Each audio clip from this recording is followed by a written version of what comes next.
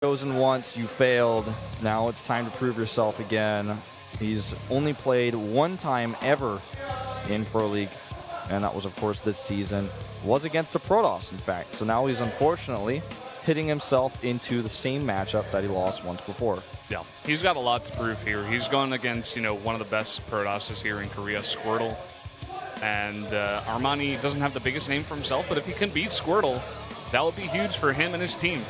Yeah, certainly would be. Here's a shot of Squirtle. It's been around for a very long time. And, I mean, if you consider his skill level, it's hard to say that Armani has an edge here. Squirtle, on the other hand, doesn't have the best record here in Pro League, especially against Zerg. 1-2 and 2-4 in total. So half of his losses are against Zergs.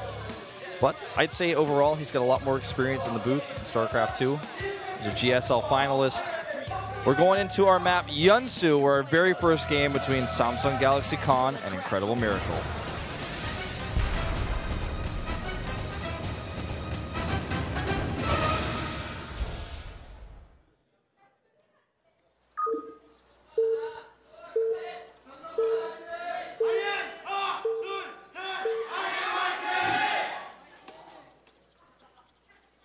LTA는 SK텔레콤.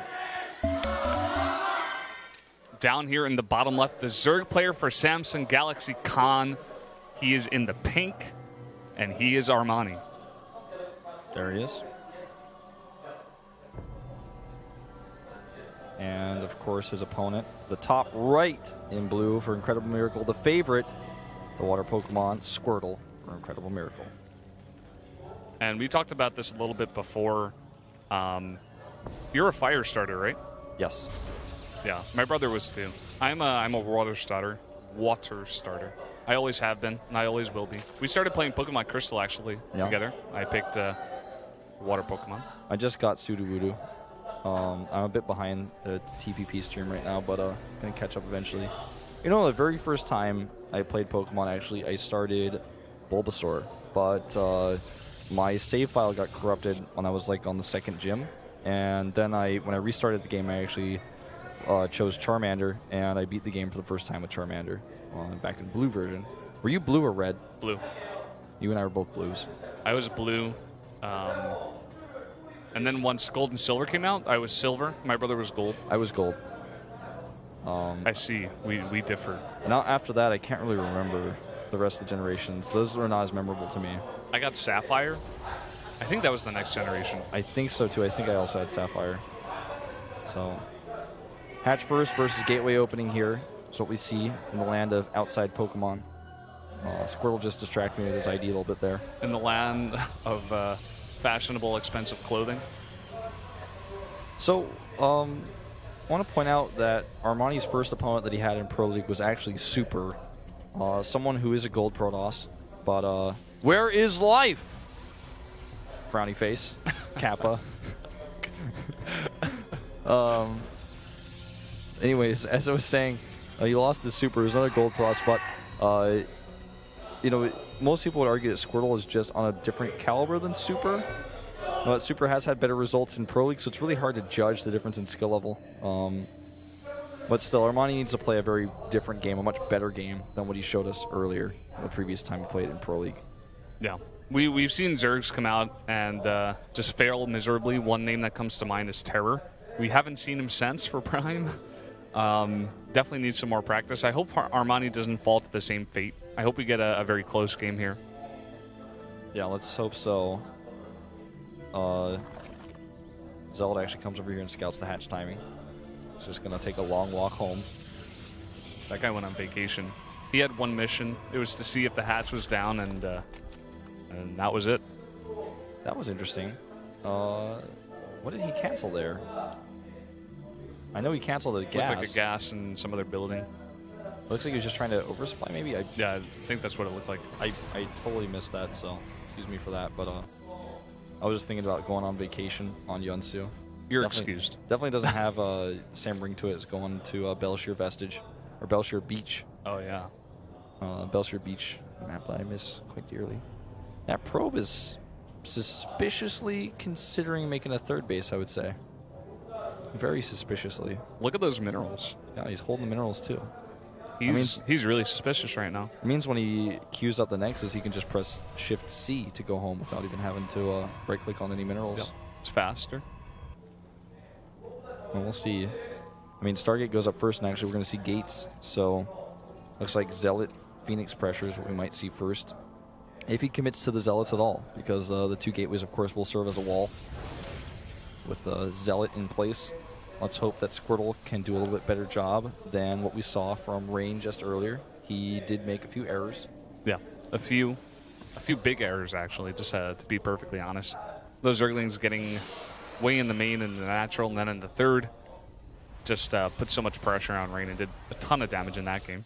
So hopefully, Squirtle does a little bit better at walling off.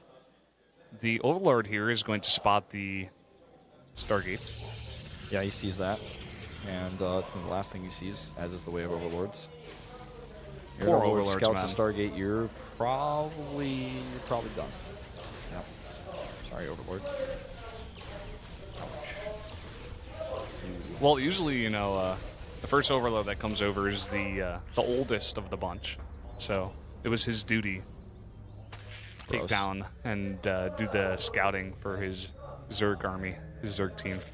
Well, you know, this probe actually will use that C command, return cargo, to actually escape death. And I do not think the pylon was scouted, and that's where the Zealots are being warped in. So instead of making a suspicious Nexus, he made a suspicious pylon. And the Zealot's starting to come across here. 3 more, so he's got 6 in total. Yep, and now it is scouted, and we see 12 more Zerglings on the production tab right now. He's going to have to respond to this, and he's making Zerglings and not drones. That's something he does not want to do. Squirtle just putting on a bit of pressure. He sees all those Zerglings and all those Queens as well, and he regroups a little bit. Yeah, just trying to, looks like try to kite a little bit with his Queens, try to do some extra damage. It's making it very difficult to fight with that Mothership core. And Zealots actually get surrounded here, but it's, again, not the best, you know, type of engagement to take as a Zerg. You want to be fighting with Roaches if you can, or like with your Queens. You don't want to be trading Zerglings because Zealots fight very efficiently against those. It's actually just minimizing the surface area over here, expecting the Zerglings to trade, to chase. It does not happen. Meanwhile, we have Phoenixes over here continuing to cut down on the Overlords. Yeah, and he's actually forced so many Zerglings here, 31 on the map. Finally, the pylon is scouted. But all these Zerglings are going to go to the front now, and they're not going to be able to get in if a good force field goes down. So, you know, a ton of these units that are forced that he wanted to be drones. And now they're just Zerglings walking around the map. These Zealots are probably going to get home pretty safely here. Oh, looks like they might get surrounded, actually. Oh, no, just a recall. Did not kill any units.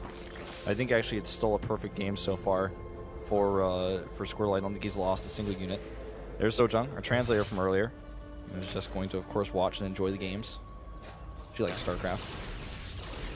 You like StarCraft. We all like StarCraft. Yeah. Yes. StarCraft's good. Fist bump. Fist bump. Yes. StarCraft's awesome, man. As is the way of our cameraman again. A very nice, long look at Sojung there. This Queen is going to go down. All those other Queens not able to get in range for the transfuse. And he's going to start picking up drones. Yep, does get a few of those. And, I mean, he's keeping the drone count pretty low. Hallucinated Colossus, I think he's going to call BS on that because it didn't do any damage, as is the way of hallucinated units. Yes. And it's going to be a Charge Zealot Archon type play instead. Looking like it's setting up to be a timing attack. He's even getting cannons up for counterattacks. All right, well, this is just not even believable anymore, Squirtle. I'm so sorry. He stuck around for a long time. Armani was just like, really? What? No. But he started a lot of drones, actually, as a response, which still is not the right answer because it's not Colossi, but it's going to be a different push that's coming across the map. He's going to have 1-1 for his Roaches that he's starting to add now slowly. Is he going to actually take a 3rd Nexus with this, too? Like, he could try for that, but... Well, he did stop probes a while ago, and he's stuck at 45 right now. Yeah, I think he's actually just going to do an attack, but he wants to make it look like he's getting a Nexus. Or even if he makes a Nexus, he might cancel it. That probe is being pushed forward here. He needs to protect that. That's so critical to this timing. That probe is being, like... Oh, what is it? Escorted. He's being escorted in, like, the middle of the Zealots right now. He's totally secure. Has to stay secure for this. Roach is coming out now, but there's only 7 and a huge Protoss army with Charge and Archons. Yeah, no forward pylon though, with that probe being pushed up in this awkward way. Only 2 Archons here, but they're going to be able to do so much extra damage to Bio. And there goes that Time Warp on the ramp, also blocking off some of those units with some force fields. The Mothership Core will go down. Oh, should. Yeah, it does go down. Follow-up Zealots here going to fight against those Zerglings. And look at this. I mean, he's fighting with drones and that one Queen and a couple of Roaches. And it looks like this army of the Protoss is pretty strong right now. Definitely looks that way. The Roaches, though, in a good position against the Zealots. And to be honest, man, I don't know if he's going to be able to finish this with no reinforcements. The reinforcements have taken a long time to come across the map, but the Archons haven't been targeted. Now they are. One goes down, and pure Zealots against Roaches. He's got a lot of Zealots, but with a few more reinforcing Roaches, I think this is just going to be held here. Yeah, it looks that way. He's going to have to run now, and these Roaches could chase, but the Zealots with charge are a bit faster, so they are going to be able to get away. I mean, he lost a lot of drones, so it's 47 probes to 42 drones right now, and he's going to just follow this up with +2 blink, which is pretty scary because he's messed with the Zerg's tempo by killing all those drones. Yeah, and he's making immortals as well. He made a couple more probes here. Do you think he's going to take a third base first, or is he just going to go for a follow-up attack? Sometimes you see Protoss players take a third base with a +2 blink and not even really mind from it. Keeps the Zerg player guessing, gives you a little bit of extra chrono boost, and if you do mine from it, or if you don't do like a massive amount of damage, but you still like trade better than the Zerg, you have something to fall back on a little bit.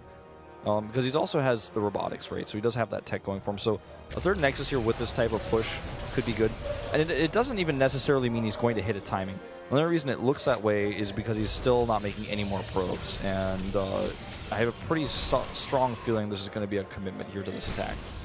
Yeah. He's putting down the rocks here. It's going to cut off any counterattacks that would go into that third base. Does start the Nexus, but still no probes. A few Swarm Hosts being added right now as well for Armani. So he's going to have, with those Swarm Hosts, you know, some extra defense against this type of attack. He only has a few, but better than nothing. And right now it looks like 3 cans being added as well as a Colossus tech, you know, the robotic support bay. He's got a few sentries here, so I think he's going to be able to slow this down. But it's a scary force that he really needs to be very careful about dealing with.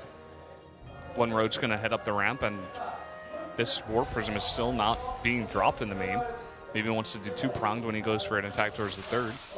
Could actually trap so many Roaches here with sentries. Just got to be careful. The Roach is going right in front of the Protoss army. They do squeeze by. A little bit of a missed force field there. Not able to take as much advantage, but at the same time, a ton of Zealots here in the main. Yep, that one Swarm Host will actually make some Locusts, but that's not going to be the answer. Needs a lot more to defend than this. The Zealots are going to work on drones. Going to look like he's going to kill that Queen. So many Roaches go home, but during all of this, Squirtle is moving across the map with that very scary army. He's getting on creep. He's starting to clear it up. And more Warpins in the main base are going to really split the Zerg's attention. He's targeting down that lair, and I think he's going to get it. Yeah, he's going to get it easily. The +2 charge Zealots here, and at the same time, going in at the third, there's not enough Roaches here. He could force field the ramp, decides to trap these Queens instead, and it makes it very difficult for those melee Roaches, the melee drones, excuse me, to fight in that battle.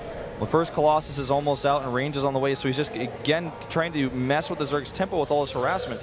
Killing the lair is very annoying, but with all the tech that he wants, mostly completed, it's not going to end the game, but it does, of course, limit his mining quite a bit in the main base. Yeah, it's going to set Armani a bit back here. It looks like he wants to try to move these Swarm Hosts a little bit forward and start putting on the pressure here at the third base. He's moving his Roaches here rather towards that natural. I wonder if there's a sentry in that drop. I think there is, actually. Although, it's going to drop at the 4th base location instead, so maybe it's just a Zealot. Yep. Yep, just one Zealot here. Unfortunately, a lot of Roaches here to greet him. Oh, Warp Prism saves him. For now, he'll be alive.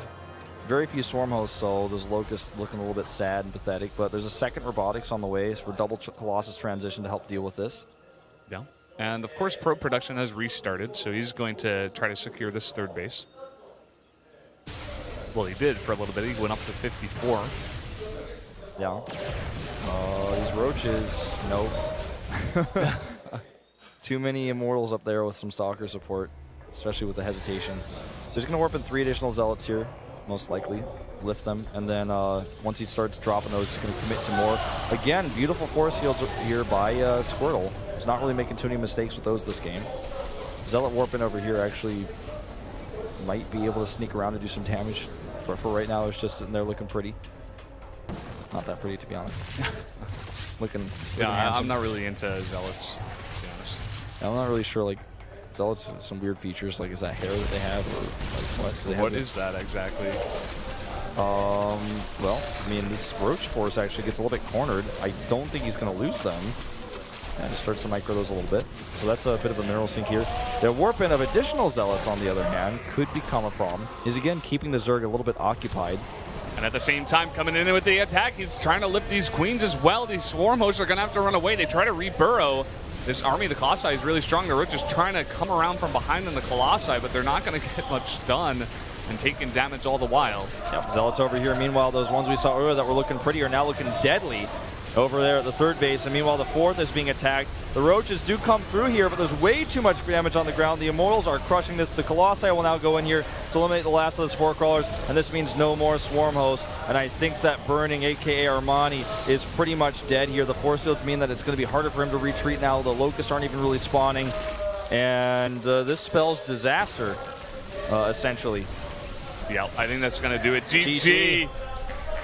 And Squirtle. He takes the win. Yes, he does. You and I are both on top of that. Both wanted to talk so much about Squirtle. Well, he's always been very good, and he proves it again today.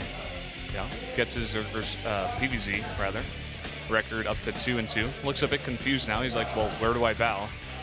Decides to do to the crowd. Well, the thing is, of all the legends on IM, he's the newest one, and he's definitely, you know, he doesn't have the championships that NST and MVP had, but he's certainly staying consistent and staying strong much longer here in Korea, and he's remained relevant for so many years now. And it's really an impressive feat to be one of the first StarCraft 2 pro gamers to not even really win a championship, but then stay relevant and become a name, a household name for anyone who watches Korean StarCraft 2. That's what he's done. Everybody knows about Squirtle. And honestly,